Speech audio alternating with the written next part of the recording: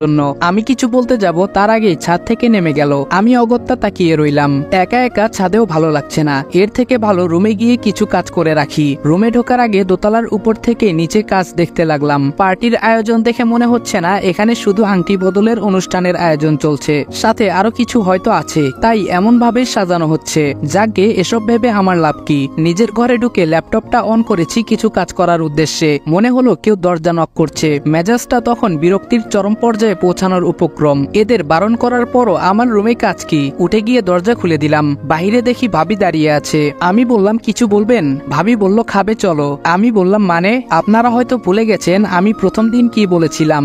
ভাবি বলল ভুলিনি ভাই, তবে আজ তো তুমি আমাদের এক প্রকার মেহমান, তাই মা বলল তোমায়ও ডেকে নেওয়ার জন্য।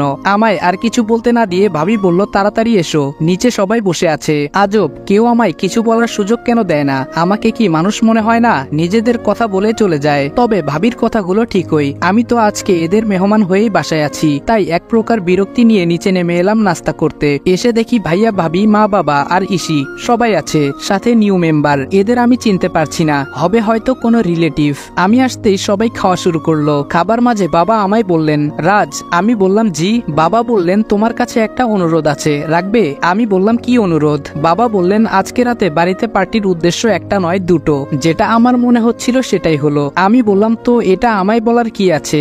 বুঝতে পারছি না ওদের বাড়ির পার্টিতে একটা বাইরের ছেলেকে এত গুরুত্ব কেন দিচ্ছে। বাবা বলল তোমার কাছে আবদারটা ছিল।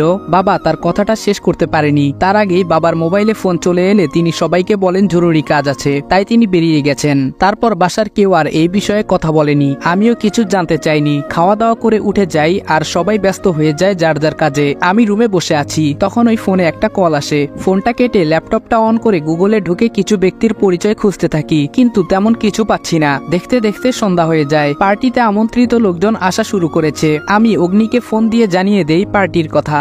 আজ আমি বাড়িতে ব্যস্ত থাকবো। পার্টি মনে হচ্ছে বেশ জমজমাট হয়ে গেছে। আমিও তৈরি, কালো প্যান্ট সাদা শার্ট, সাথে ব্লু কালার কোট, হাতে ব্র্যান্ডের ওয়াচ। চুলগুলো একটু নেড়ে চেড়ে ঠিক করে নিয়ে নিচে চলে আসি। রোহানদের বাড়ির লোকজন ইতোমধ্যে চলে এসেছে, সবাই অপেক্ষা করছে পাত্রীর জন্য।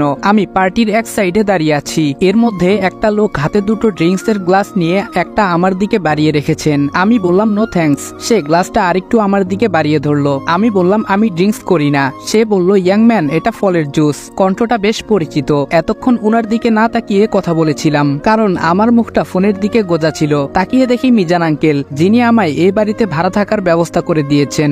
বলতে গেলে আমার আসল পরিচয় আমার সিনিয়র ব্যতীত একমাত্র মিজান আঙ্কেলই জানেন, তবে আরেকজন ব্যক্তি জানতেন। সেটা না হয় এখন আপনাদের অজানা থাক, পরে আস্তে আস্তে ঠিকই জেনে যাবেন। আমি বললাম ও সরি আঙ্কেল, আমি খেয়াল করিনি। আঙ্কেল বললেন কোনো সমস্যা নেই, এসব হতেই পারে। আমি বললাম কেমন আছেন আঙ্কেল? আঙ্কেল বলল ভালো আছি বাবা, তুমি কেমন আছো? আমি বললাম এই তো আঙ্কেল আলহামদুলিল্লাহ ভালো আছি। আঙ্কেল বলল আমি বুঝি বাবা তোমার কষ্টটা, নিজের পরিবারের কাছে থেকেও কতটা দূরে আছো তুমি। আমি বললাম সবই ভাগ্য আঙ্কেল, ওনার সাথে টুকটাক কথা চলছে। লোকটা অনেক ভালো, বাবার অনেক পুরনো বন্ধু। আমি ছোটবেলাতেও ওনাকে আমাদের বাড়িতে দেখেছি। আমাদের অনেক স্নেহ করতেন। উনি যতক্ষণ বাসায় থাকতেন আমাদের সাথে অনেক দুষ্টামি করতেন। নিজের বাবা মার থেকে উনাকে আমার তখন বেশি ভালো লাগতো। তবে ভাগ্যক্রমে দেখা গেল আমার সিনিয়র স্যারের সাথেও উনার সম্পর্কটা বেশ বন্ধুত্বপূর্ণ, আর সেখান থেকেই উনার সাহায্যে আমার এই বাড়িতে প্রবেশ করা আর কি। কথার মাঝে খেয়াল করলাম সবাই উপরে সিঁড়ির দিকে হা করে তাকিয়ে আছে। এটা দেখে আমিও সেদিকে তাকালাম। মাশাআল্লাহ, আমার বোনটাকে ঠিক যেন রূপকথার রাজকন্যার মতো লাগছে।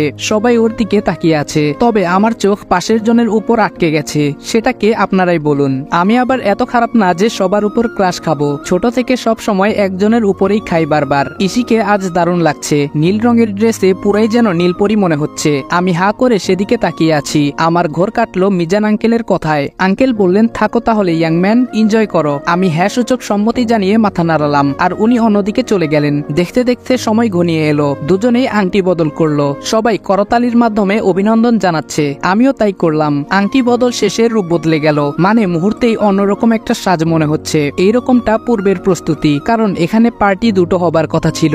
আমি তা আগেই জেনেছি। ভাবনার মাঝখানে শুনতে পেলাম ভাইয়া হাতে একটা মাইক্রোফোন নিয়ে সবার উদ্দেশ্যে বলছে, লেডিস অ্যান্ড জেন্টলম্যান, আপনাদের সবাইকে অনেক অনেক অভিনন্দন আমাদের এই পার্টিতে উপস্থিত হয়ে আমাদের পার্টিকে সাফল্যমণ্ডিত করার জন্য।